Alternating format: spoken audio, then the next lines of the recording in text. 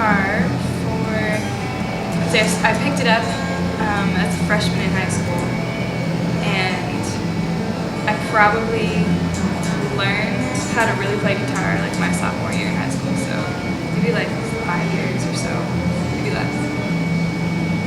Was it helpful that you've been playing violin for so long? Yeah, definitely. I wouldn't know anything about any other instruments if I hadn't picked up the violin in 4th grade. You come for me, please know that if I'm to go, if I'm to go, I'm not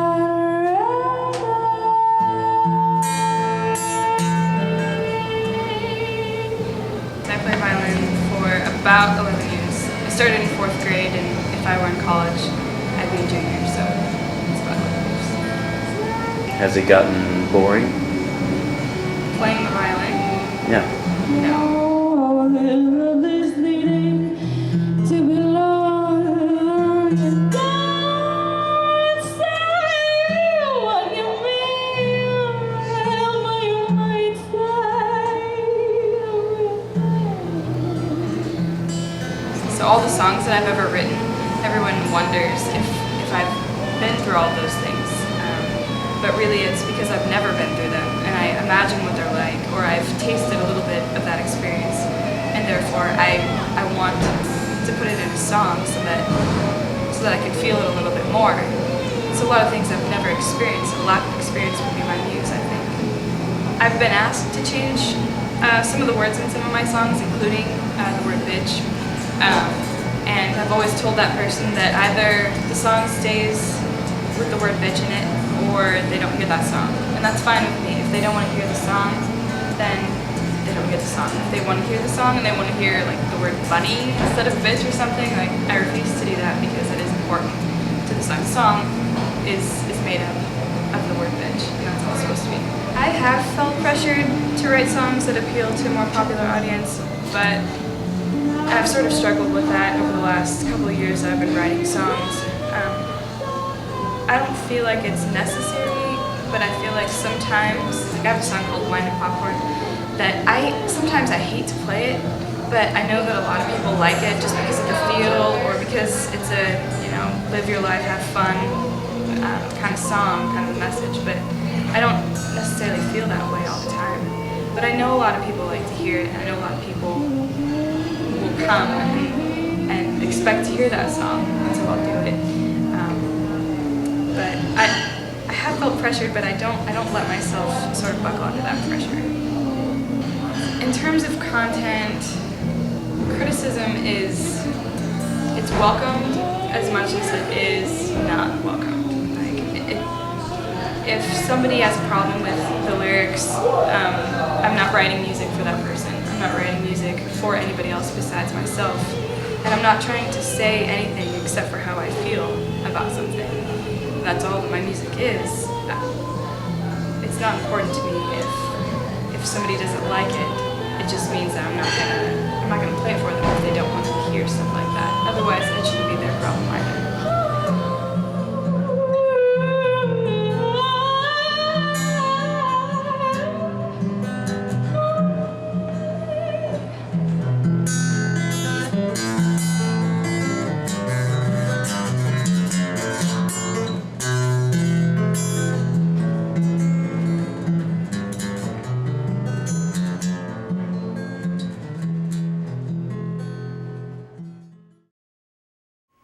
Did you have a good family life growing up in?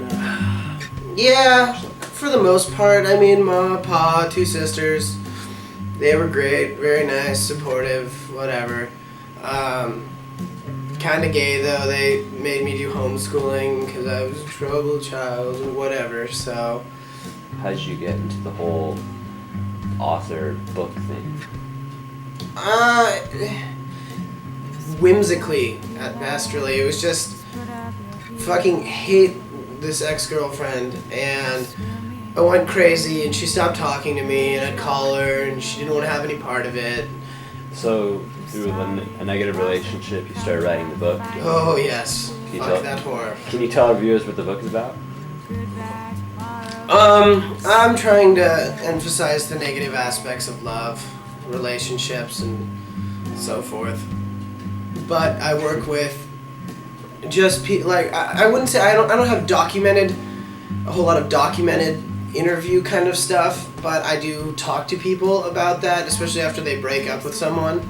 That's really juicy because then you can get the really fucking negative shit that they're going through, because right after it's not all bunnies and rainbows, so you can really get the tears and the sadness and all the things that are looming over them that are really starting to hurt, and that's very, very useful, especially since it's a persuasive piece.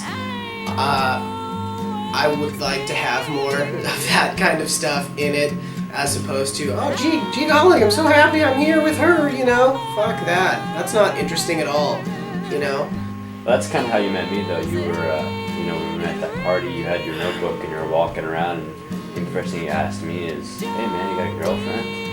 I thought you were gay, but I didn't know you were asking about relationships. But why? Did you think I want to stick it in you? could be. Like I said, I'm talking to them at a really shitty point, so I don't really have to push any buttons. Yeah. They are already pushed.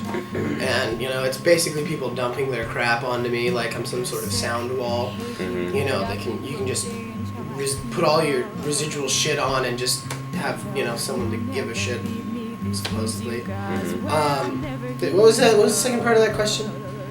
You don't even remember, do you? I don't think I do. Do you think you censor yourself in your book without realizing it? Do you think that maybe you're doing this more because of you than for maybe another purpose? No.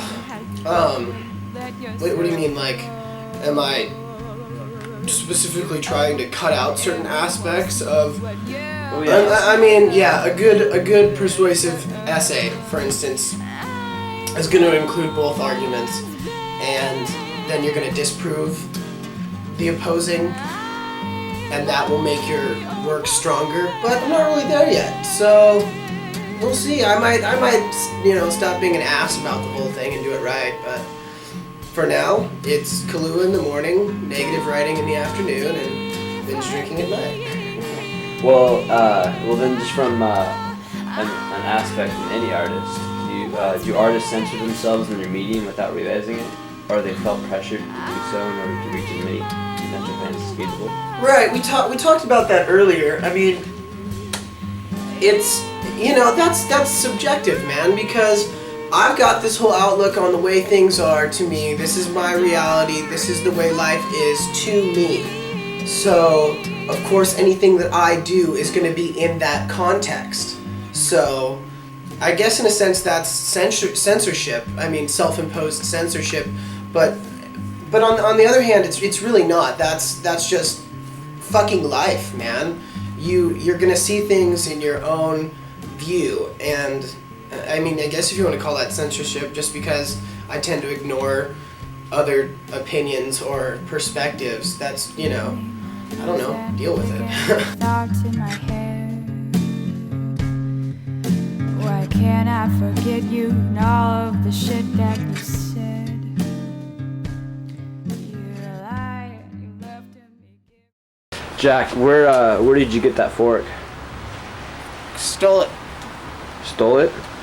Went over to this guy's house, and he had giant wooden silverware. And when I left, I took his case of beer and his fork, and I fucking ran with it, and he couldn't catch me. I went out the back door. Why'd you do that, Jack? It's a giant fork.